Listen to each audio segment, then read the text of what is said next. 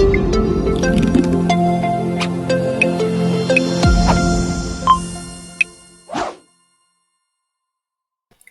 everyone, welcome back. In the previous video, we started learning about Power Automate. Today, let's explore the Power Automate interface, walk through how to create flows, take a quick look at templates, and learn how to add actions and connections. Let's get started. If you work for an organization that uses Microsoft 365 just like Outlook and MS Excel, you likely already have a version of Power Automate for you, which makes things a lot easier. If you have access to Power Automate, you can go to office.com just like this and click on App Launcher from here. You can see Power Automate and you can click on that. This is your Power Automate platform. Make sure you are in the applicable environment. You can choose the environment of your choice, but it is preferable that you should use trial environment.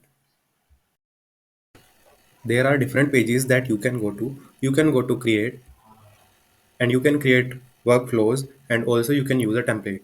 If you want to see the list of connectors, you can scroll down and click here on the all connectors. You will be able to see the list of connectors from here.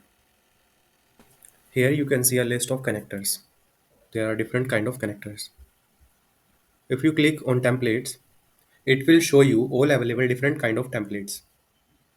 If you want to categorize, you can categorize them also. Here are some different options like topics, share with me, remote work, approval, etc. When you click on learn, it will take you to Microsoft Learn. If you want to learn Microsoft Power Automate further, Microsoft Learn will be a great resource for you.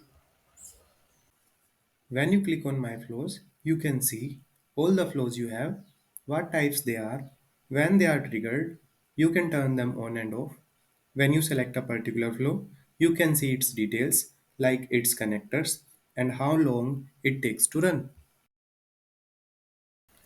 When you go to create, you can see there are three types of Cloudflow, that is automated Cloudflow, instant Cloudflow and scheduled Cloudflow, which we will be learning here. You can create any type of Cloudflow and we will be learning it in a more detailed and mannered way in the next video.